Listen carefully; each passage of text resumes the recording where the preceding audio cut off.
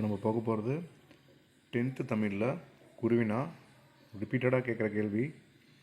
First கேள்வி பார்த்திங்கன்னா, வேங்கை என்பதன் தொடர்மொழி பொதுமொழி வேறுபடுத்தி காட்டுக்கான ஒரு கேள்வி வரும் இல்லையா, அந்த கேள்வி கண்டிப்பாக ரெகுலராக கேட்குறான். நெக்ஸ்ட்டு, ஒரு தாரில் பல சீப்பு வாழைப்பழம், அந்த கொஸ்டினை. தேர்டு கொஸ்டின் பார்த்திங்கன்னா, தற்கால உரைநடையில் ஸ்லேடை அமையும் நலத்திற்கு ஒரு எடுத்துக்காட்டு தருக, அந்த கேள்வி. செகண்ட் யூனிட்டில் பார்த்திங்கன்னா, வசன கவிதை குறிப்பு உரைக, மால் பொருள் இலக்கண குறிப்பும் தருக, அதுவும் ரெகுலராக கேட்குறான். மூணாவது இயலில் விருந்தினரை மகிழ்வித்து கூறும் முகமுன் சொற்களை எழுதுக.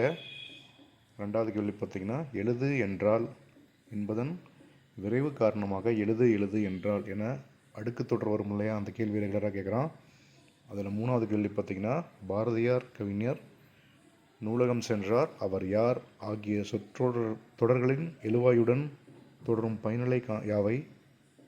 நாலாவது இயலில் பார்த்திங்கன்னா, முதல் கேள்வி, வருங்காலத்தில் தேவையான கருதுகின்ற செயற்கை நுண்ணறிவு பொதிந்த 2 அறிவியல் கண்டுபிடிப்புகளை குறிப்பிடுக, கண்டிப்பாக கேட்பான்.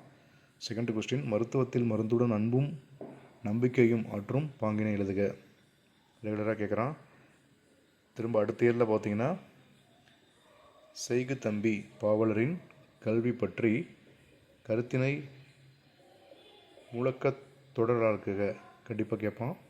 ரெண்டாவது இயல் பார்த்திங்கன்னா, முதல் கேள்வி, பாசவர் வாசவர் உமரர் சிலப்பதிகாரம் காட்டும் இவ்வணிகர்கள் யாவர் வரும் இல்லையா, அதை நல்லா படிச்சுக்கோங்க.